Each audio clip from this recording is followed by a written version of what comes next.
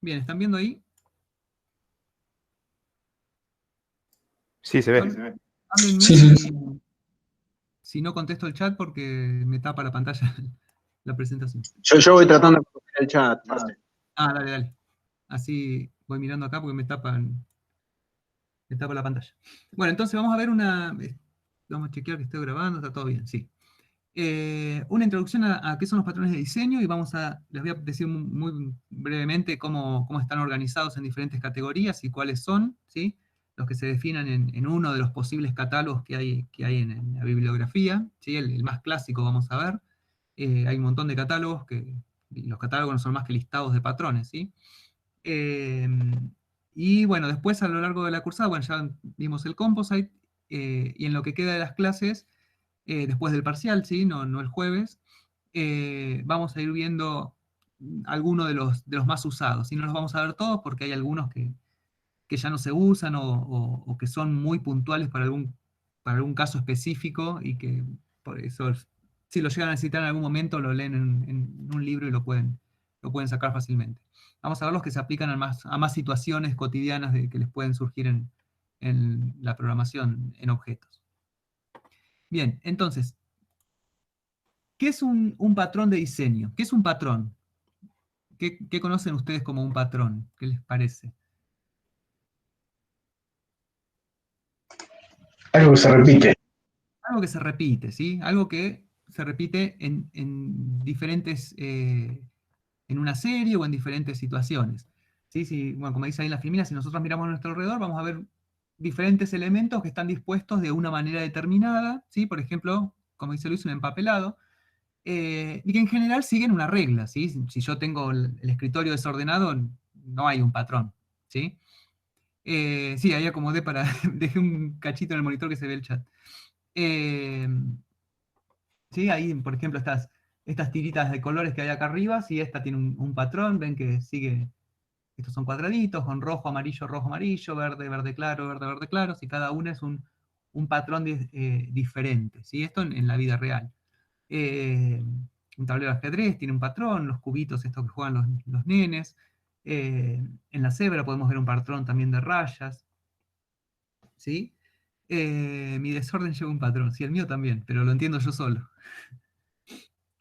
La idea de los patrones es que, ahora vamos a ver más adelante, que sirven para comunicar, ¿sí? Entonces, no vale que me sirvan a mí solo. Un patrón me tiene que servir para comunicar una idea, ¿sí? Para que sea más simple comunicar una idea. Bien. Entonces, ya se habrán dado cuenta de esta primer puntito de la filmina, que el diseño orientado a objetos no es fácil. Y hacer que el diseño que hacemos sea reusable es más difícil todavía. ¿Sí? Que es lo que tratamos nosotros buscar en esta materia, que hagan ustedes diseños que sean fáciles de extender y fáciles de usar en diferentes contextos. La ventaja que tiene la programación orientada a objetos es que una vez que ustedes se familiarizan con diferentes situaciones y cuando empiezan a ganar cancha con la programación, acá dice los diseñadores expertos no resuelven todo desde cero, ¿sí? Ya tienen en mente como posibles soluciones que se apliquen a diferentes situaciones, ¿sí? Y eso es justamente lo que son los patrones de diseño, son diferentes situaciones que nosotros podemos identificar en un problema y que las asociamos con un nombre, ¿sí? de lo que sería un patrón, y una vez que yo ya asocié con qué patrón podría estar relacionado, o con qué patrones, puede ser más de uno, ya sé cómo resolverlo, ya tengo en la mano una solución que sé que está bien y que va a ser reusable y que va a ser flexible, ¿sí? Esa es una de las grandes ventajas de los patrones. Ya sé que si yo aplico un patrón, bien, porque hay mil formas de aplicarlos mal también, eh, la solución va a ser buena, ¿sí? Voy a tener una buena solución orientada a objetos. ¿Y qué definen los patrones? Conjuntos de clases y objetos y cómo se relacionan entre sí, ¿sí? No es solamente que tengo un compuesto y un simple, ¿sí? Sino que tengo que ver cómo se relacionan entre ellos para colaborar mutuamente y llevar adelante la solución. Y estas relaciones entre clases y objetos son recurrentes en muchos sistemas orientados a objetos, ¿sí? Y eso hace que sea posible volver a aplicarlo a nuevas situaciones. Si no entienden algo, me van parando. Bien, entonces, en el diseño de software, un patrón de diseño no es más que una forma estándar, ¿sí?, de resolver un problema común. Son soluciones predefinidas, ¿sí? Como que sacan de la galera una solución y la tratan de adaptar el problema a esa solución. Definen un molde, ¿sí?, para un problema que es recurrente y resuelven problemas específicos, ¿sí? Cada patrón se va a aplicar en una situación particular y no está bien después intentar meter todos los patrones que conozco en todos los problemas, porque seguro que les va a quedar mal la solución, ¿sí? En un problema les puede aparecer uno o dos patrones o tres, depende obviamente el tamaño de lo que están modelando, pero en general no es que les damos un enunciado y tienen 10 patrones para aplicar, ¿sí? No les va a pasar eso, les va a pasar que le van a tener uno o dos o tres, con suerte. Bien, los patrones de diseño entonces surgieron en los años 90, ¿sí? Y básicamente se organizan en diferentes catálogos, ¿sí? Uno de los libros más clásicos que define los patrones de diseño, el que todos estudiamos, es este libro de Gama. Bueno, en realidad son 4 autores, de la banda de los 4, le dicen a estos autores: Gama, Helm, Johnson y Seitz, perdón. Pero el libro se lo conoce, el GOF, el Gang of Four. Se lo conoce como el libro de Gama, ¿sí? Que define 3 categorías de patrones de diseño, y en cada una de esas categorías define varios patrones. Varios patrones con diferentes características. ¿Cómo define formalmente estos autores, Gama y los otros, un patrón de diseño? Como una descripción de clases y objetos que se comunican entre sí, adaptada para resolver un problema de diseño general, ¿sí?, el problema general, en un contexto particular. ¿Sí? Es como que yo le diga, el composite se usa siempre que tenga objetos compuestos y objetos simples, ¿sí? Ese es el problema general que estoy resolviendo. El contexto particular sería, mira, en un file system yo tengo carpetas y archivos. Las carpetas agrupan carpetas y agrupan archivos, es algo compuesto. Y los archivos son algo simple que está contenido en los otros objetos. Entonces ahí se me prende la lamparita, mira, acá aplico un composite, ¿sí? Estoy aplicando un problema de diseño general en un contexto particular que sería el contexto del sistema de archivos, del file system. ¿Vamos bien?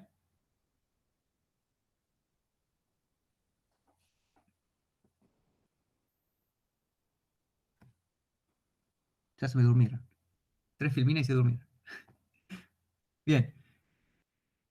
¿Qué ventajas me da? ¿Por qué está bueno aprender los patrones de diseño? Porque me dan un amplio catálogo de problemas y soluciones, ¿sí? Primero, al principio, cuando no los conocen, es un embole, porque son muchos, se empiezan a confundir uno con otro, se le confunden los nombres están en inglés, el que no maneja inglés también les confunde el nombre. Y bueno, pero en general son catálogos bastante largos, pero una vez que se aprenden los más utilizados, les van a facilitar mucho la tarea, porque les va a dar esto que es lo más importante. A ver si puedo poner la plumita, el puntero. Lo más importante es esto. Les dan un vocabulario común entre los desarrolladores, ¿sí? Cuando ustedes van a una entrevista de trabajo, probablemente les digan, ¿cómo resolverías esto usando un composite? O ¿qué es un strategy? ¿Sí?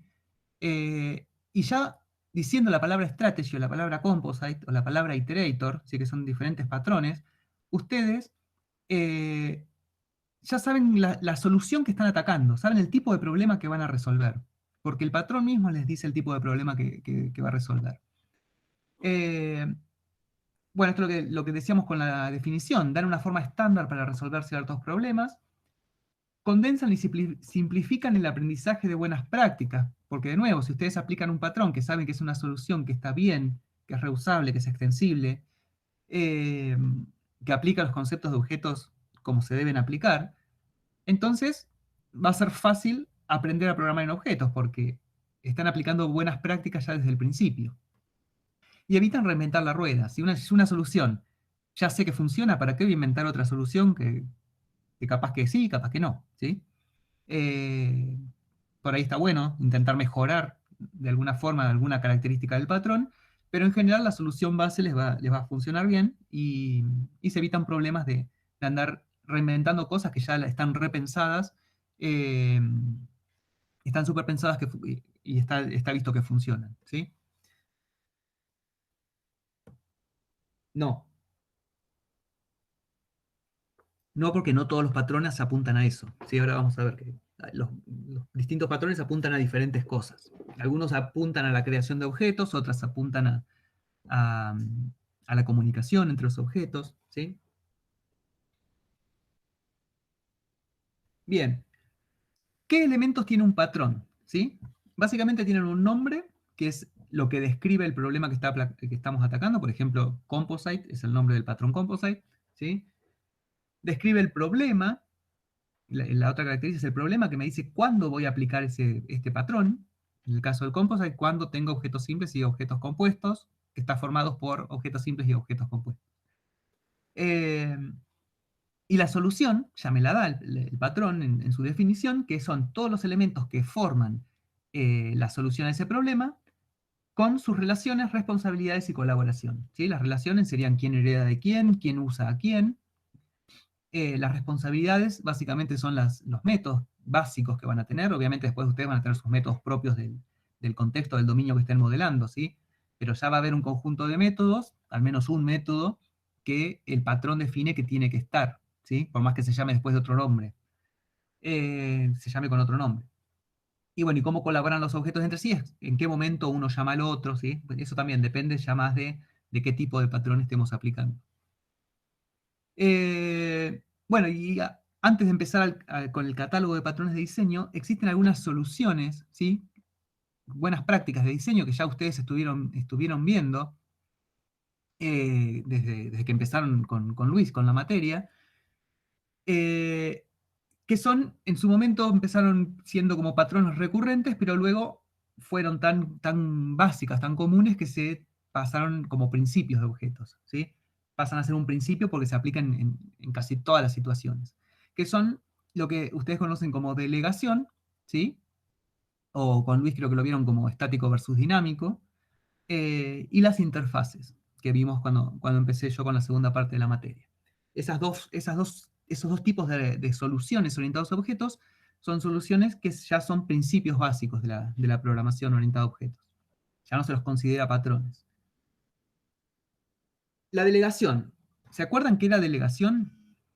¿Qué era delegar o lo que habían visto como clase versus instancia? No, perdón, clase versus instancia, no, estático versus dinámico. ¿Alguno se acuerda?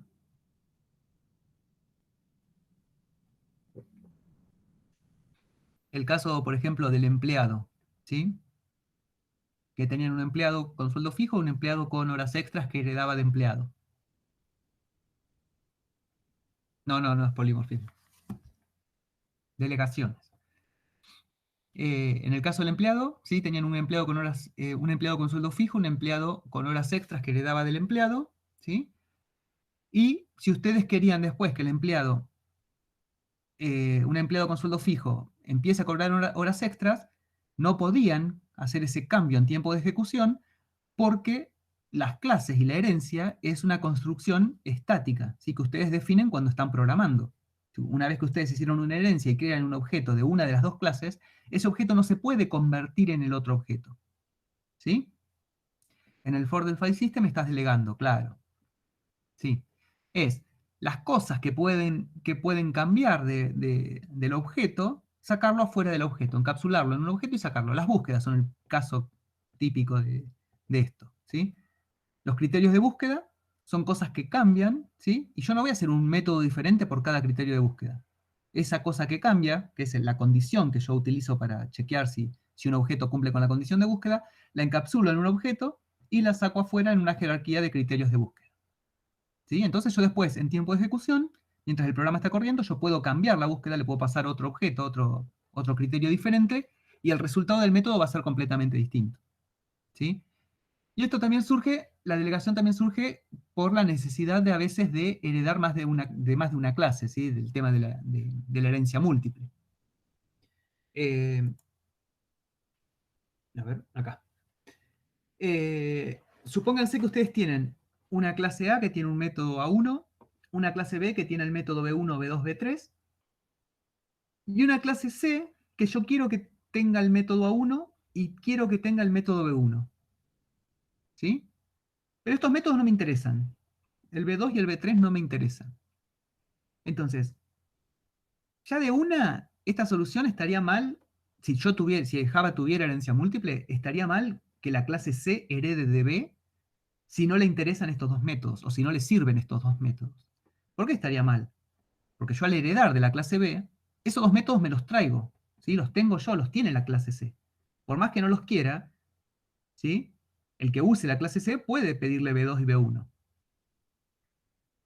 Entonces, ¿cómo hago esto? Si yo necesito el método B1 tal cual está implementado por la clase B. Ni siquiera lo necesito reimplementar.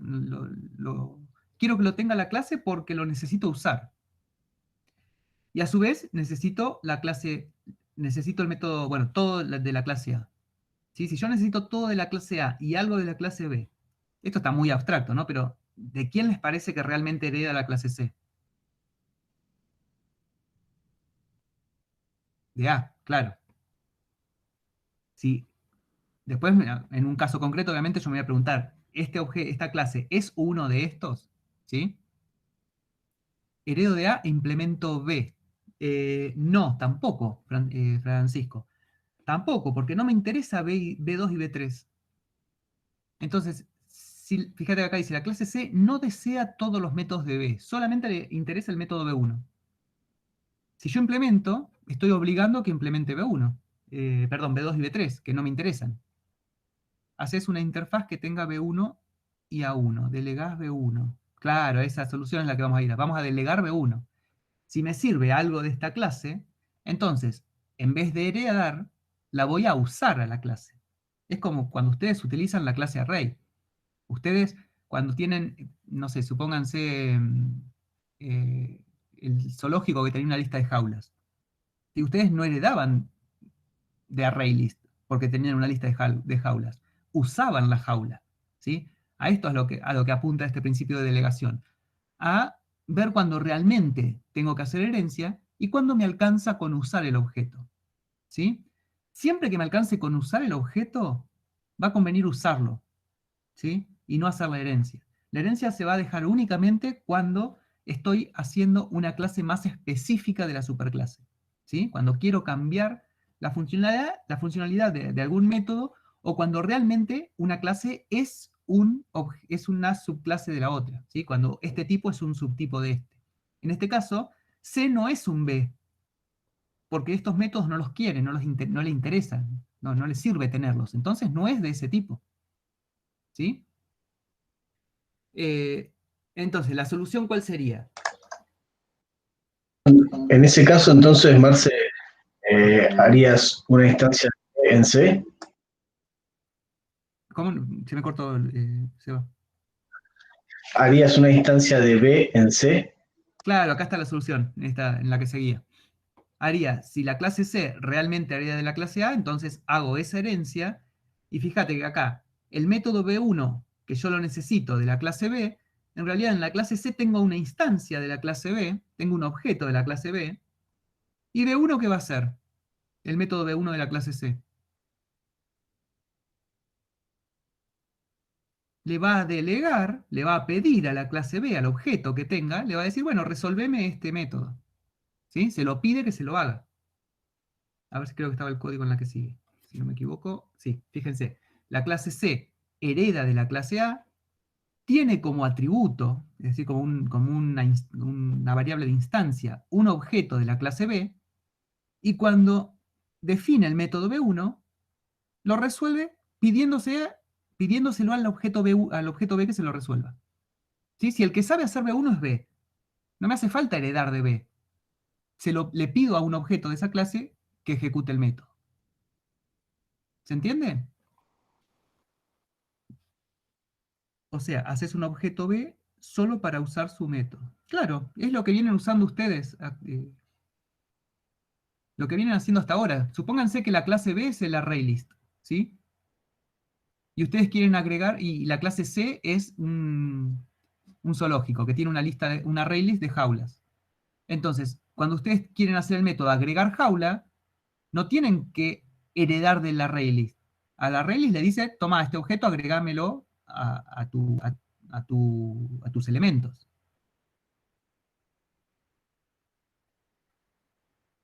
Quiere usar su funcionalidad, es básicamente... Claro, es básicamente lo que están haciendo. Sí, por eso les decía Francisco, esto ya lo vienen haciendo. No es nada nuevo.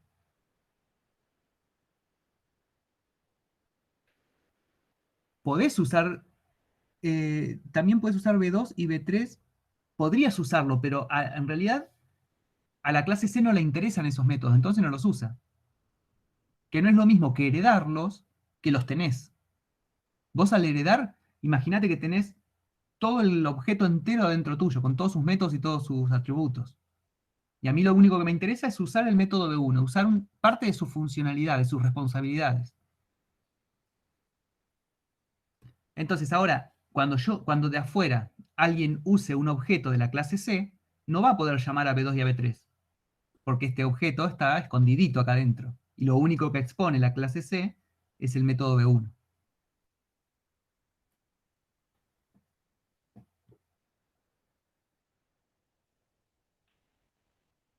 ¿Sí? Entonces, esto como les decía, ya lo están haciendo ustedes, ya más o menos tienen claro cuándo heredar de una clase y cuándo usar la clase, pues ya lo vienen usando. El ejemplo clásico es el de ArrayList. Ustedes no heredan de ArrayList para usar la representación de los elementos y guardar cosas. Utilizan un ArrayList para guardar cosas. ¿Sí? Ustedes no heredan del local date si quieren representar una fecha. Usan local date. ¿Sí? Y si quiero saber el día de hoy, le digo al local date, ¿qué día es hoy? Y se lo muestro al usuario. ¿Sí? El jugador que usa el mazo, claro, el jugador no hereda de mazo, el jugador tiene un mazo. ¿Sí? Es composición de objetos y no herencia. ¿Sí?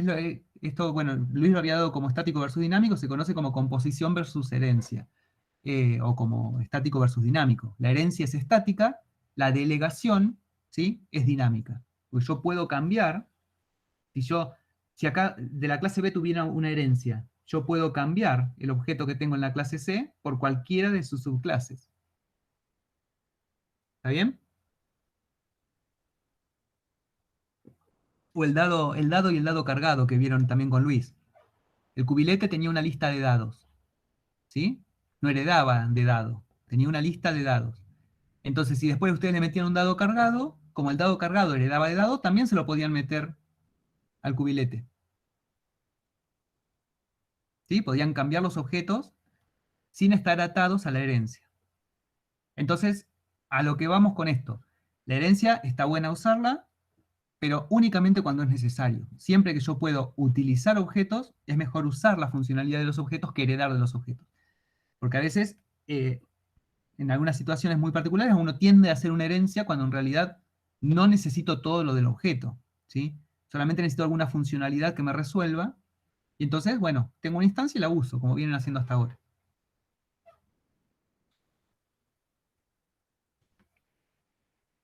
Bien. Muñequito. No me acuerdo de la clase 2, no me acuerdo de lo que di la clase pasada. Bien. ¿Seguimos?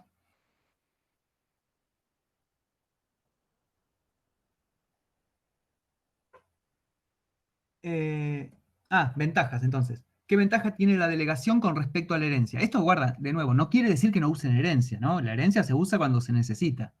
Pero si yo la puedo, no es que la intento evitar, ¿sí? Primero tengo que ver si no me sirve usar los objetos en vez de heredarlos. Porque la herencia me establece una relación estática entre los objetos.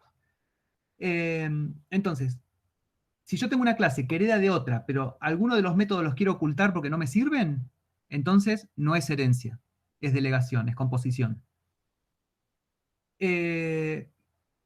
Compartir código que no se puede heredar, ¿sí? Si yo tengo el heredar de la clase B, entonces heredo todos los objetos. Si yo eso quiero que no utilicen el método B y el C, entonces no me serviría la herencia, porque voy a tener todo. En cambio, si yo acá comparto la clase C, ni me entero que hay un B2 y un B3. Y permitir, esto es lo más importante, permitir cambiar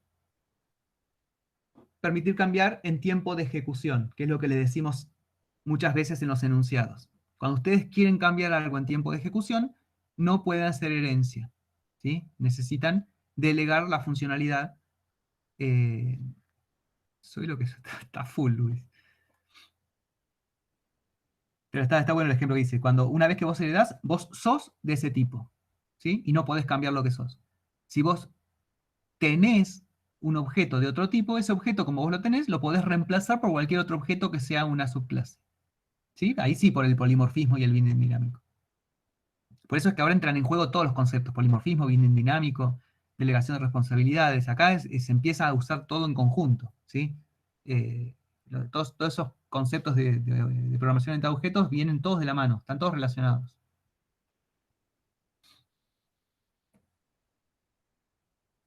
Bien, y el concepto de interfaces ya lo vimos. ¿Para qué me servían las interfaces? Para definir un comportamiento independientemente de dónde lo haya usado, de dónde lo vaya a usar, ¿sí? Acuérdense que las interfaces definen comportamiento. Si ustedes se acuerdan de las filminas de interfaces, no puedo tener estado en una interfaz, no puedo tener atributos, ¿sí? Lo único que tengo son métodos, y el método significa comportamiento. ¿Comportamiento qué? Algún objeto que implemente la interfaz se va a tener que encargar de definir cómo funciona ese método, cómo se comporta ese método, ¿sí? Dependiendo del objeto. Los que habíamos visto hasta ahora eran las clases comparator y comparable, ¿sí? Criterios, claro, el criterio podría ser una interfaz. Si no tiene atributos, depende del ejercicio, pero el criterio simple, como lo veníamos usando hasta ahora, si solamente tienen el método cumple, lo pueden hacer como una interfaz, ¿sí? De nuevo, acá lo que les decía ayer en la otra clase, que a veces quieren meter una interfaz a toda costa y caen en errores por forzar el uso de una interfaz. ¿Cuándo la usan? Empiecen usando clase abstracta, de una. La clase abstracta nunca va a estar mal, ¿sí? Si después ustedes se dan cuenta, cuando terminan el enunciado, terminan de resolver el ejercicio, agarran la clase abstracta que tienen y ven que no tienen ninguna variable y no tienen ningún método implementado, entonces lo cambian a interfaz y ya está. De esa forma no se van a equivocar. Porque a veces empiezan haciendo una interfaz, hacen dos clases que implementan la interfaz, y después, por ejemplo, tienen un atributo, un nombre, ¿sí? Y como no lo pueden poner en la interfaz, porque en las interfaces no se pueden, lo ponen en las dos clases de abajo, y ahí es donde metieron la pata. Porque tienen un atributo común a dos objetos que no lo están heredando en la superclase, en la clase abstracta. ¿Sí? Todo por no hacer una clase abstracta y forzar a usar una interfaz. Los criterios pueden ser una interfaz, pero si lo hacen como clase abstracta no va a estar mal. Claro, porque te pasa si vos, si lo encarás de uno como, la tenés que tener muy clara para encararlo de uno como una interfaz, ¿sí? Y no caer después en decir, no repetir cosas en las subclases. Mejor hacerlo como clase abstracta y después cuando terminás lo analizás si lo podés transformar en una interfaz, ¿sí? Nosotros no se lo vamos a corregir mal si hacen una clase abstracta, le vamos a marcar, por ahí podría ser una interfaz, ¿sí? Si algo que podría ser una interfaz lo hacen como clase abstracta, hubiera sido mejor una interfaz, pero no es un error. No se los vamos a marcar mal. Salvo que obviamente tengan que heredar de dos cosas y esas cosas. O bueno, las interfaces que ustedes ya conocen, ¿sí? Comparator y comparable son interfaces. Ahí no van a ser... Si ustedes hacen una clase abstracta comparador, ¿sí? Eso va a estar mal, porque ustedes ya saben que existe una interfaz comparator. Entonces en ese caso sí tienen que usar comparator, ¿sí? No hay que reinventar la rueda, como decíamos antes, y hacer algo que ya está hecho. Si comparator ya está, y todas las clases de Java saben el protocolo del comparator, entonces no hagan una clase comparador que haga lo mismo, porque no van a poder usar el collection sort, por ejemplo, ni ningún método que utilice ordenamiento.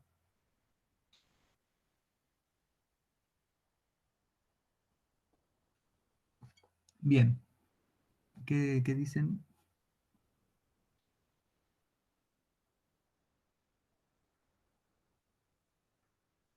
Bueno. ¿Qué ventajas me da el uso de interfaces entonces? Desacoplar el comportamiento de una clase y hacer que un conjunto de métodos que definen un comportamiento pueda ser usado por diferentes clases independientemente de que hereden, ¿sí? Por ejemplo, los comparadores. El comparar objetos es un comportamiento que pueden tener diferentes clases. Lo va a tener un string, lo va a tener un integer, lo va a tener una persona, lo va a tener una carta, por ejemplo. ¿Sí? Entonces, si todas esas clases que no tienen nada que ver entre sí, tienen un comportamiento en común, que es, por ejemplo, que se puedan comparar, entonces ese comportamiento lo separo en una interfaz.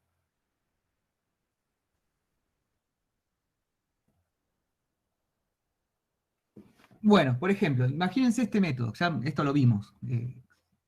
Nosotros queremos ordenar una lista, ¿sí? Entonces tenemos un método ordenar que, me quedó mal el problema, estaba arriba. Se desea ordenar una lista de objetos independientemente del tipo de objetos que contenga.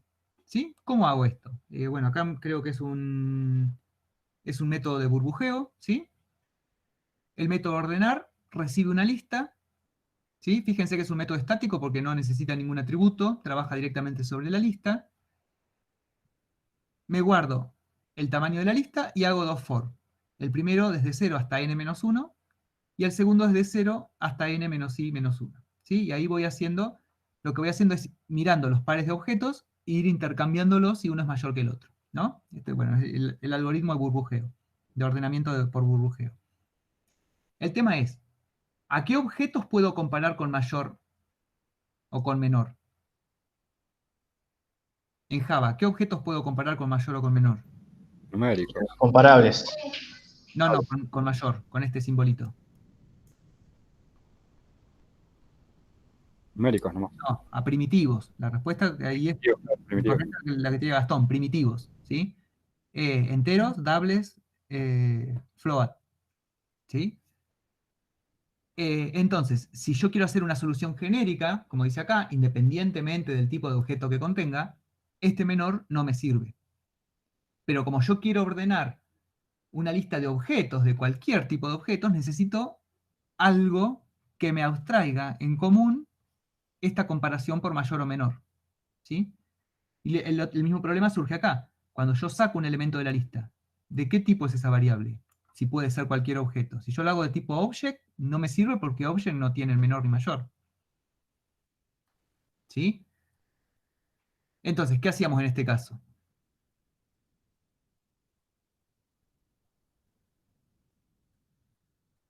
¿Qué teníamos que nos permitía hacer esto? Claro, tendría que hacer que los objetos se puedan comparar. Que el objeto que yo guardo en la lista, o sea, que esta lista sea de algo que se pueda comparar. ¿Y cómo se llama algo que se puede comparar en Java? Comparable. Qué linda letra. ¿Sí? Algo que se puede comparar es comparable. Comparator no, guarda. Algo que se puede comparar es comparable. Los comparadores son, acuérdense que son objetos aparte del objeto que yo quiero comparar. Son clases que comparan los comparadores. En cambio, el comparable es un objeto es comparable si sabe responder si es menor, mayor o igual a otro objeto. ¿Sí? Habría que hacer tres tipos distintos de qué. ¿De qué, Maximiliano? Tres tipos.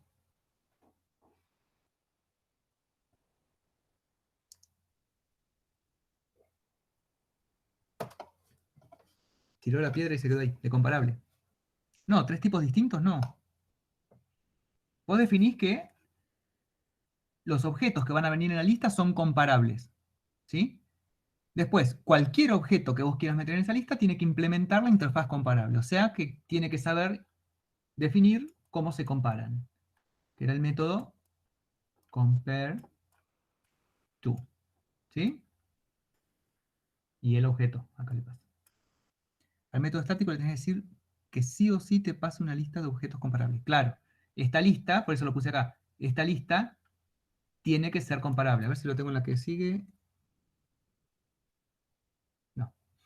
Esta lista tiene que ser de objetos comparables para que yo acá pueda decir compare to. ¿Sí? Voy a agarrar otro color. Esto es lo que iría acá.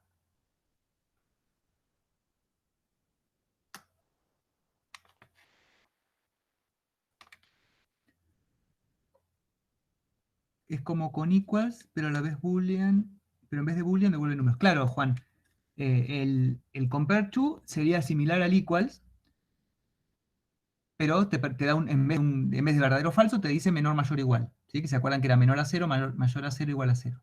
La diferencia es que el equals es un método que está en object, o sea que todos los métodos, vos sabés que tienen equals, pero no todos los métodos tienen compare to. ¿Sí? No todos los objetos tienen compare to. Para que un objeto tenga compare to, tiene que implementar comparable. ¿Sí? ¿Se acuerdan? Maximiliano se cayó. No todos son comparables, lo que estaba diciendo recién.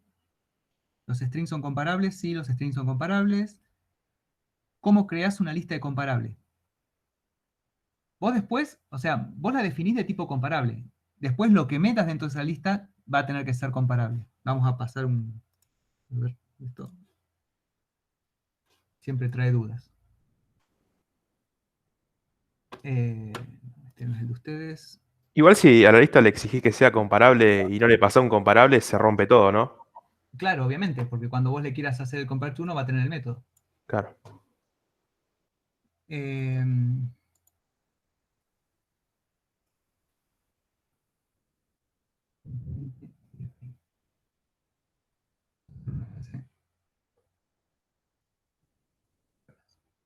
¿sí? Entonces, definimos. A ver si me puedo copiar. Bueno, yo defino un array list. Un array list de comparable, ¿sí? Palabras.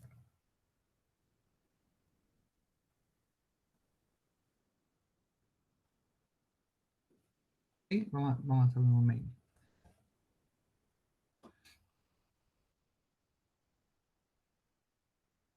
Defino un array list de comparable palabras.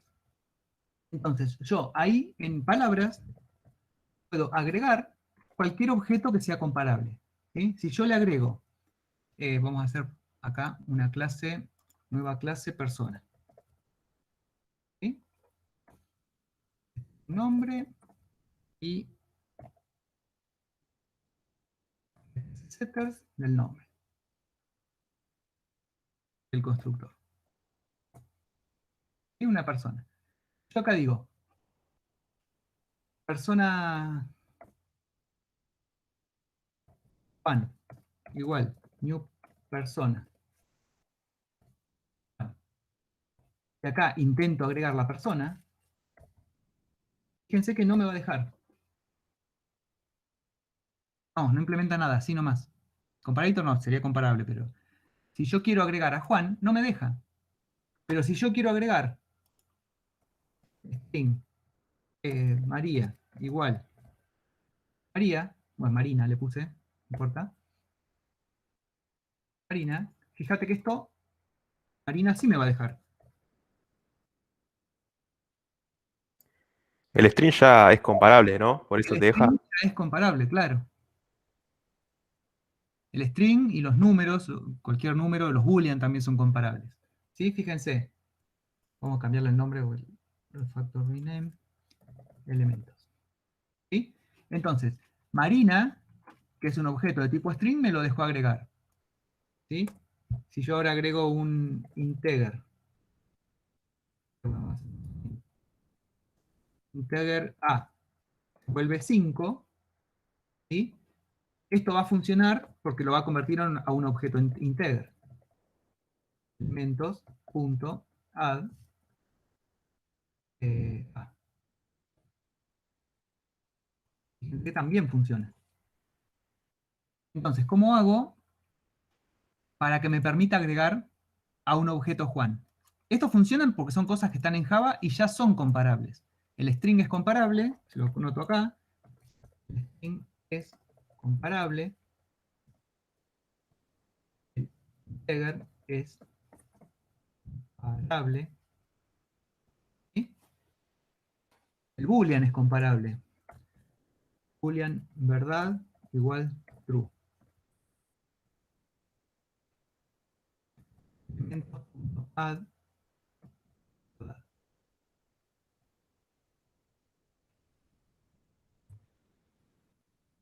El boolean no tiene mucho sentido, pero es comparable. ¿Sí? Falso es menor que verdadero. Bien, ahí me están diciendo, entonces, al menos como coherentes. ¿Qué persona implemente comparables? Claro, si yo quiero poder agregar una persona, lo que tengo que hacer es nada más ni nada menos que decir qué persona implementa comparable. ¿Sí? En realidad se le pone después comparable de personas, ¿sí? Porque voy a comparar personas con personas.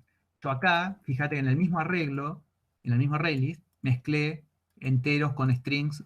Si yo esto después lo quiero ordenar, me va a saltar por todos lados. ¿Por qué? Porque cuando quiere comparar un string con un integer, no va a saber compararlo.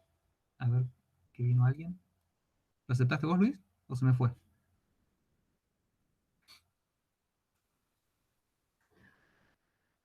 Claro, estaría comparando peras con manzanas. Fíjense, estoy comparando strings con enteros y con booleanos. Si yo esto lo quiero ordenar, vamos a probarlo, pero selections.sort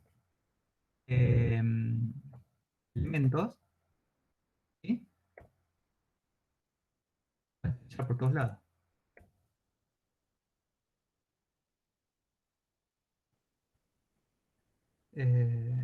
Bueno, aparte que me faltó implementar acá, vamos a sacar esto. Me faltó implementar primero el compare to, ¿sí? Corro esto y les digo otra cosa.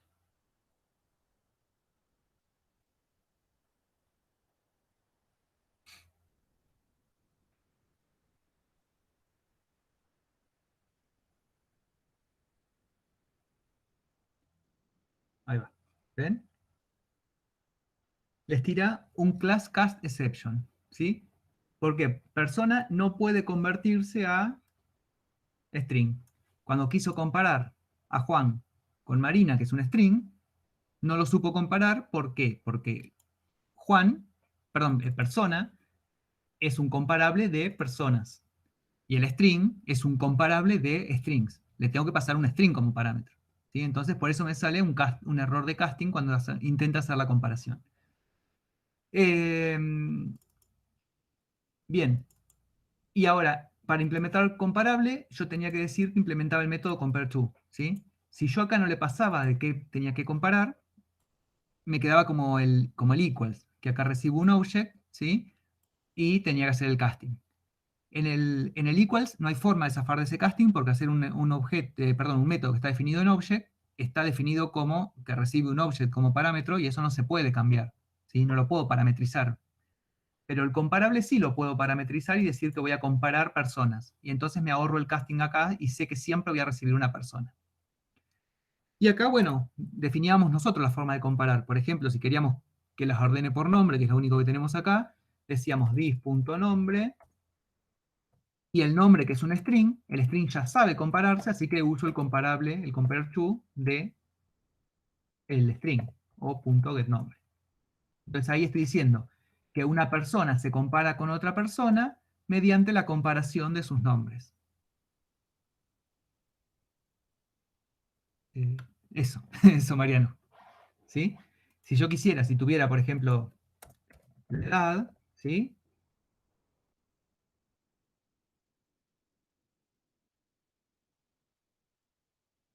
La edad, podría comparar también por la edad. Y ahí venía donde empezaba a tener diferentes posibilidades de comparar. Setters de la edad, ¿sí? Si yo quiero que en vez de por nombre se comparen por edad, acá uso la edad, dis.edad. Acuérdense que cuando eran números los restábamos directamente, o.edad. ¿Sí? De tal forma que si la edad de este objeto es mayor, me devuelve un número positivo, si es menor me devuelve un número negativo, y si es igual me devuelve 0. ¿Sí? Estos son los comparables.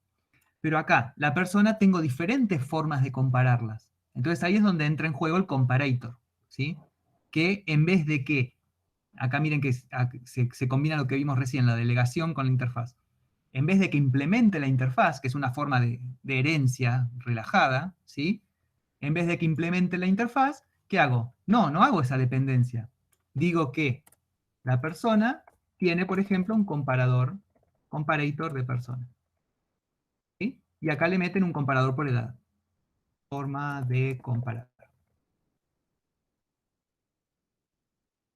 Si quiero comparar por edad y por nombre, haces un comparador compuesto.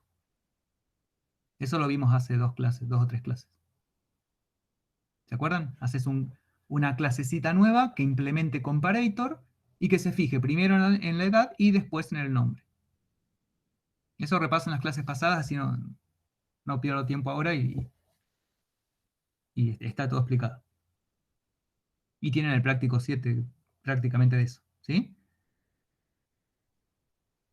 O bueno, después repasamos al final, yo porque no quiero terminar con esta introducción, no falta mucho.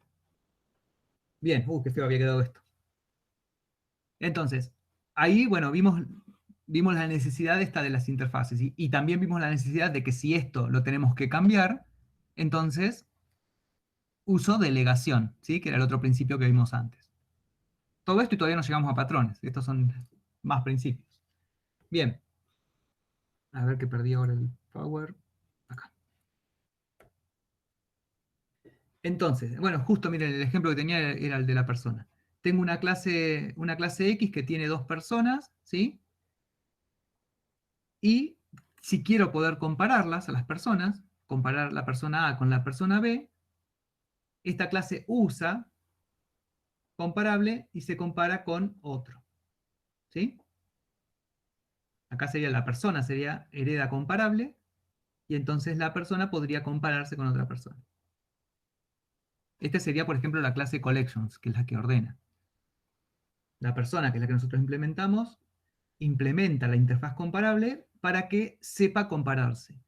Entonces, cualquier clase que quiera ordenar personas o compararlas, ¿sí? Con que conozca un objeto comparable, ya va a saber compararlas. No me importa saber de qué subtipo de comparable es. Si yo lo único que quiero es poder comparar, como en un método de ordenamiento, me alcanza con saber que los objetos son comparables.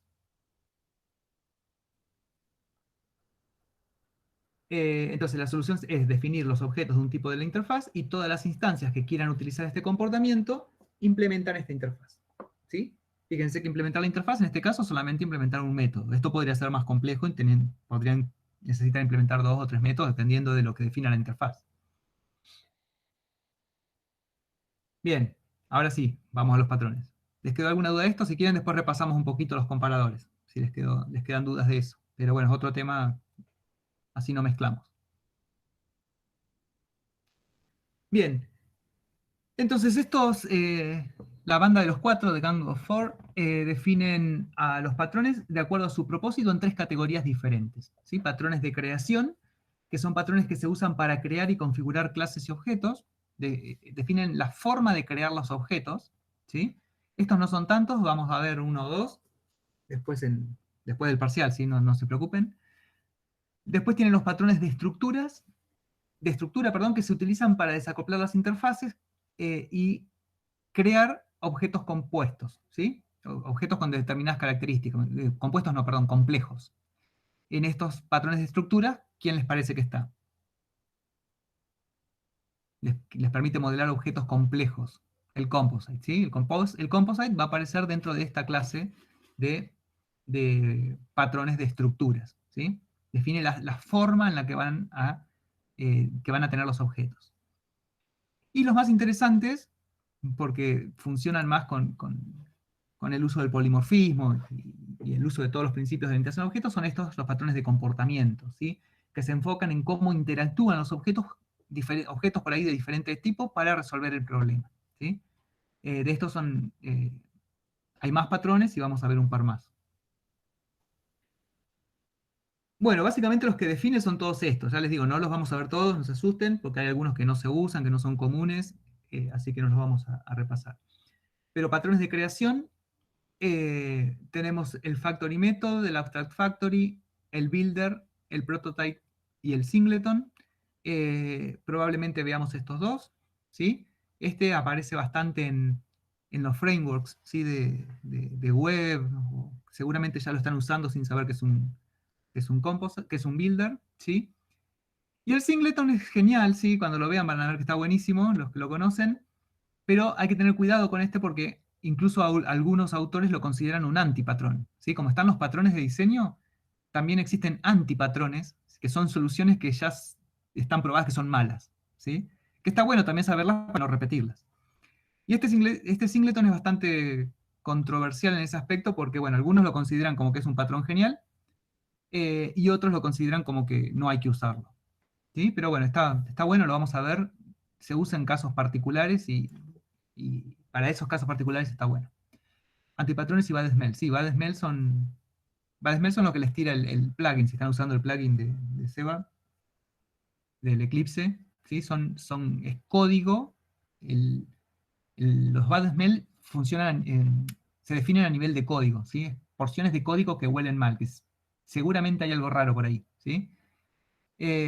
Claro, código mal usado, ¿sí? También obviamente el código está representando un diseño, así que también puede haber un problema de diseño atrás. Y los patrones sí ya son más a nivel de diseño. Bien, y después de estructura, acá fíjense que está el composite, que hoy lo vamos a ver un poquito, no más en detalle, simplemente formalizar un poquito los componentes. Este adapter está piola, no es tan usado, este es el más piola, el decorator está bueno, lo vamos a ver. Estos no. Este por ahí puede ser, bueno, vamos a ver, a ver qué llegamos después. El facade es una clase que te limita la interfaz de otra clase. Es como facade significa fachada. Fachada. Vos tenés supongamos una clase que tiene un montón de métodos, ¿sí? Pero tenés un objeto que quiere usar quiere utilizar la funcionalidad que está implementada acá, porque está buena, ¿sí? Pero no quiere ocultar algunos de estos métodos porque no quiere darle complejidad a esta clase, ¿sí? Entonces lo que se hace es meter un método una clase intermedia, ¿sí? Que define, por ejemplo, los 3 métodos que va a usar este objeto. Claro, reduce la complejidad, eso es básicamente lo que hace. Entonces, este método, supónganse, es el método A, el método B y el método C, que son este y este, ¿sí? Entonces, esta clase, como utiliza la fachada, el facade, todos los demás métodos que hay acá no los conoce, ¿sí? Solamente simplifica toda la interfaz de esta clase y me deja únicamente los métodos que me sirven. Básicamente es eso. A ver cómo borro eso.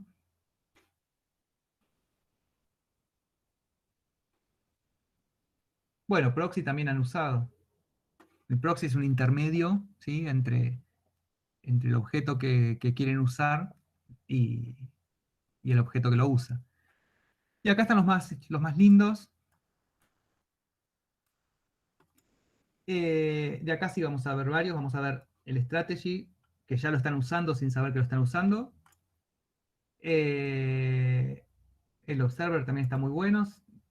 Si bien en Java está implementado el observer y ya está deprecado, que no se usa más, pero como patrón está bueno. Template method también ya lo están usando, sin saber que es un método, que es un patrón, lo están usando. Cadena de responsabilidad, por ahí lo vemos, pues sencillo. Intérprete no, porque es muy particular de lenguajes de programación, no lo van a usar. Este sí también lo vamos a ver, y los demás creo que no. Bueno, el ejercicio en el 7 tienen algo parecido al visitor. En el práctico 7, el ejercicio del árbol, el tema de la acción ejecutable es algo similar a un visitor. ¿Sí? Por eso les digo que hay algunas cosas que ya las están usando, no es que se van a encontrar con cosas nuevas. Lo único es ponerle un nombre a algo que están usando. El memento, por ejemplo, el memento es lo que se usa cuando ustedes hacen un punto de restauración en Windows. No sé si, bueno, en Linux debe tener también. Es como una foto del sistema en un instante determinado, ¿sí? Entonces tienen esa foto del sistema, después el sistema sigue evolucionando y si ustedes quieren volver atrás a un estado anterior, entonces vuelven a esa foto que tienen guardada. ¿Vieron la película Memento? Viejísima, pero hay una película. Claro, diferentes puntos como Git, ¿sí? Que tenés diferentes puntos de retorno. Bien. Y el comando también, lo usan como usuarios todos los días. Si son cuando ustedes hacen o bueno, si programaron en web también, cuando ustedes hacen un clic en un botón, ¿sí? La acción que ejecutan al presionar el botón es un comando, ¿sí? El comando representa una acción, es un objeto que representa una acción, así, básicamente. Y bueno, el strategy, como les decía, bueno, no les quiero decir mucho porque si no lo pensaron, pero en el práctico especial, sin saber, perdón que estoy haciendo ruido, que perdí el puntero del mouse. Estos, Jeremías, los que te estoy marcando para que son los que probablemente lleguemos a ver, ¿sí? El resto no, porque no son tan usados y en general no tenemos tiempo, porque ahora ya vienen los parciales, perdemos clase con las correcciones, con las revisiones y no alcanzamos a dar mucho más. Pero bueno, vamos a tratar de ver, aunque sea los que están con flechitas, ¿sí? Y si no, después les dejamos un apunte para que lo usen. El strategy es un tema, sí, es pregunta de entrevista seguro, de entrevista de trabajo. Así que lo vamos a ver después del parcial seguro. Bien. ¿Qué tenía acá? Bueno, más o menos lo mismo que decías. Solucionan o facilitan problemas de creación o instanciación de objetos. Los patrones de creación, estamos hablando, ¿sí? Y hacen hincapié en la encapsulación de la lógica de la instanciación, o sea, cómo voy haciendo los news de las diferentes partes de un objeto, ¿sí? También tienen más lógica en un objeto compuesto. Y básicamente los más importantes de esta categoría son el factory method, que es una clase que tiene un método, ¿sí? Un método que se llama crear, ¿sí? Y que yo le digo, créame tal objeto con tal características y me crea ese objeto. Se usa cuando, por ejemplo,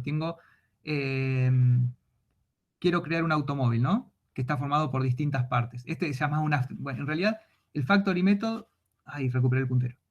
El abstract factory es como una extensión del factory method, ¿sí? Este es cuando tengo un único método de creación, y un abstract factory es cuando tengo diferentes formas de crear, diferentes métodos para crear un objeto. Supónganse que tengo un auto que tiene diferentes partes, ruedas, chasis, motor, ¿sí? Pero después cada fábrica de autos tiene sus propias partes, ¿sí? Un Toyota va a tener un motor Toyota, va a tener un chasis Toyota y va a tener una rueda Toyota, ¿sí? Un Ford va a tener un chasis Ford, un motor Ford y una rueda Ford, ¿sí? Entonces, yo tengo una clase concesionaria que le voy a decir, créame un auto, créame un Toyota, ¿sí?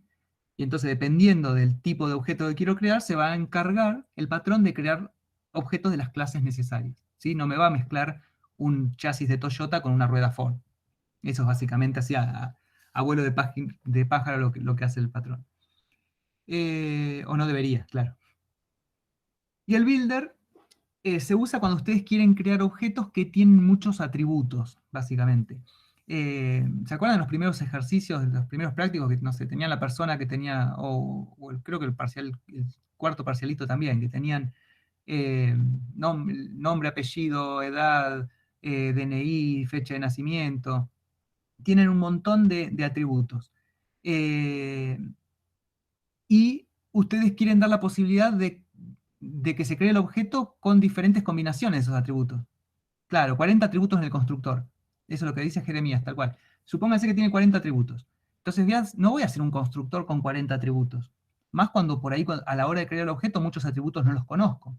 Entonces yo empiezo a hacer, bueno, con el primero y el segundo atributo, con el primero, el segundo y el tercero. El primero y el cuarto, pero el tercero no. Y empieza a tener un montón de combinaciones que me empiezan a hacer la forma de crear el objeto muy compleja, ¿sí? Y este patrón lo que me permite es básicamente crear el objeto e ir encadenándole los atributos que le quiero setear. ¿Sí? Sí, se usa para testing. Para testing se usa mucho también en los frameworks también web para crear objetos. Si ustedes quieren crear, no sé, supónganse un auto y le dicen, bueno, o una persona, creo la persona y a esa persona con tal nombre, con tal apellido, con tal DNI, ¿sí? Y eso se lo pueden dar en cualquier orden, ni siquiera importa el orden en que le dan los atributos. Puedes decir, créame esta persona con este apellido y este nombre, o créame esta persona con esta edad y este apellido, ¿sí? Y el objeto se encarga, cuando termina esa cadena, ustedes le dicen, bueno, ahora sí créalo, y ahí se crea. Este lo vamos a ver porque está piola y se usa. Bueno, los patrones de estructura nos permiten definir la forma en que los objetos se componen entre sí para formar un objeto compuesto. Bueno, el composite ya lo vimos, cuando tenemos jerarquías, fíjense que esta es la definición del patrón, cuando tenemos objetos en jerarquías, todo parte, ¿sí? Que me va a dar un árbol, el objeto tiene una forma de árbol, en el cual las hojas son los objetos simples, y los nodos internos en general son compuestos. El facade ya se los conté antes, es una fachada que simplifica la interfaz. El decorador me permite añadir funcionalidad extra a un objeto. Esto también está buenísimo porque ustedes tienen un objeto con una característica, ¿sí? Pero esa característica es como que le van agregando capas de cebolla y le van aumentando la funcionalidad, ¿sí? Entonces después ustedes desde el cliente, digamos, el que usa esos objetos, eh, independientemente de toda la funcionalidad que contengan, los maneja todos de la misma forma.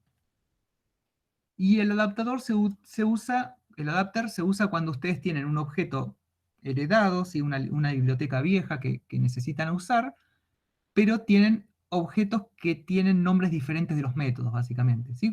Es básicamente como un adaptador, bueno, les estoy señalando un adaptador que tengo acá del celular, como un adaptador de 3 patas a 2 patas. ¿Sí? Lo que hace es convertir los métodos que tienen una interfaz a los métodos de otra interfaz.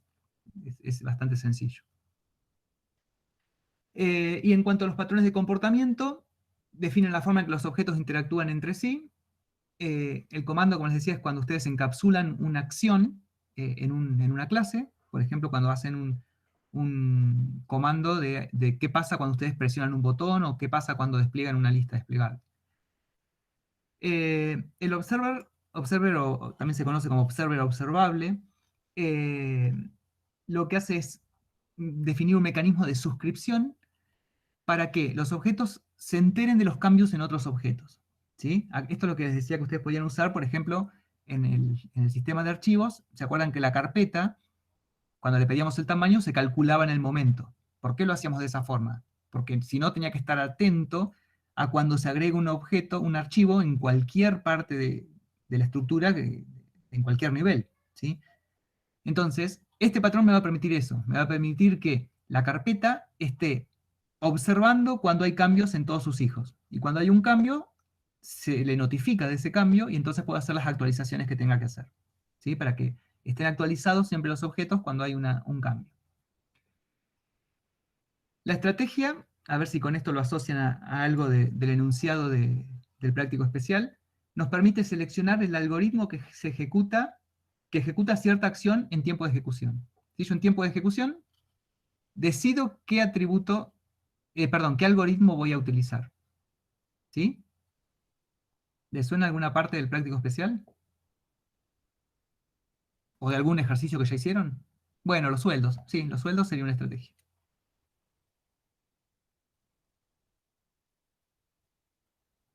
Las estrategias, Tomás, claro. Las estrategias de juego son estrategias. Exactamente.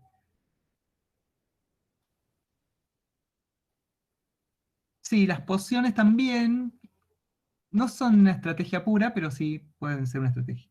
¿Por qué? Porque una vez que le asignaste la carta, a la carta le asignaste la pócima, ya esa pócima no cambia, o sea que no es que va a cambiar en tiempo de ejecución. Podría cambiar, así que por eso podría ser una estrategia. Eh, claro, la selección de atributos de competir es lo que decía Tomás, las estrategias. Las estrategias de juego son un patrón strategy. Bien.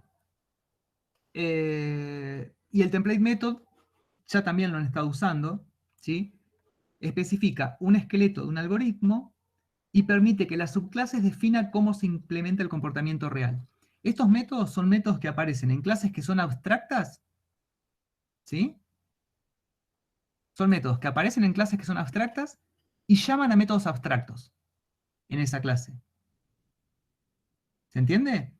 Pero obviamente cuando yo heredo, estoy heredando ese método, template, y tengo que implementar el método abstracto. A ver. Vamos a volver acá. No entendí, sí, no es fácil de entender. Tenemos la persona, ¿no? Tenemos la persona. Perdón, que acá me está dando un error porque saqué el comparable.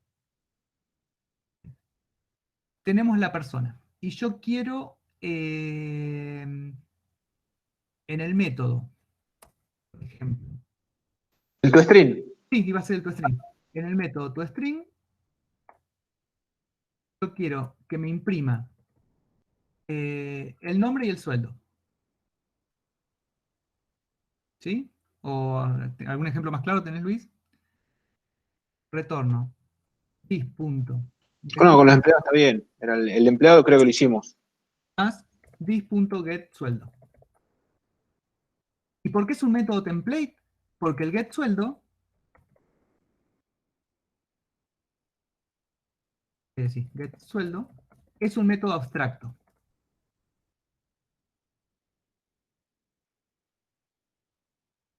¿Sí?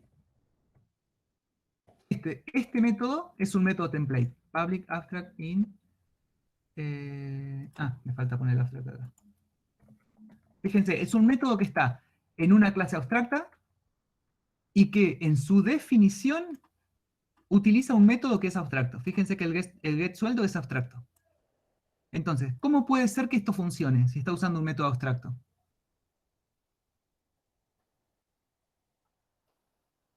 ¿Por qué funciona esto? Porque alguien lo implementa, claro. Cuando yo cree una clase empleado, ¿sí? Hereda de persona, empleado hereda de persona, ahí me va a decir que tengo que implementar el getSueldo, ¿sí? Y el constructor también. GetSueldo va a decir, bueno, esto obviamente está mal porque es una constante en código, ¿no? Pero va a definir ese método. Entonces, cuando yo acá en prueba le diga, vamos a sacar esto que daba error, cuando yo acá le diga, creé la persona Juan, vamos a crear, porque es abstract, bien, empleado Juan igual new empleado.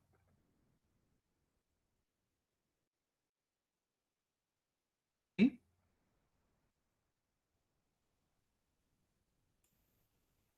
A ver que no sé qué me está faltando. Tenés que pasarle la edad. Le habíamos agregado.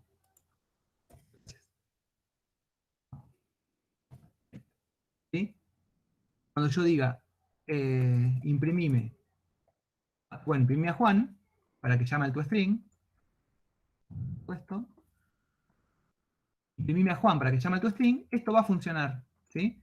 Porque en empleado el getSueldo está implementado.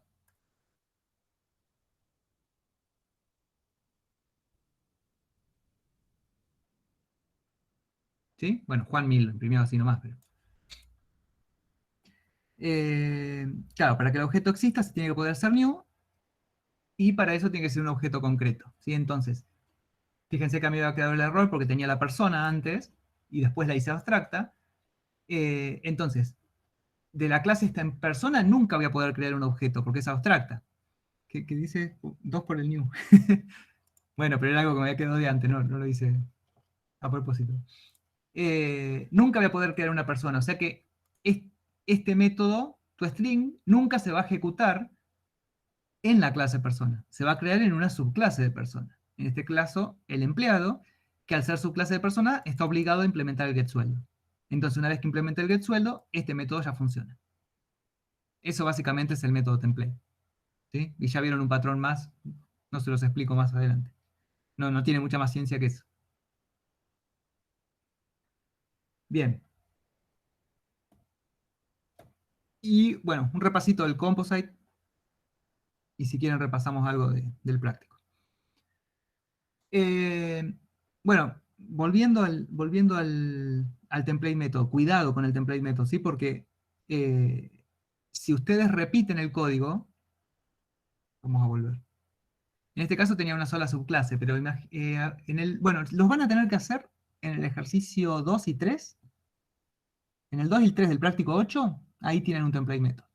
A ver si se dan cuenta. Los que lo hicieron, si, ahora cuando terminamos esto, a ver si se dan cuenta, lo repasamos. ¿Lo habías hecho, Jeremías?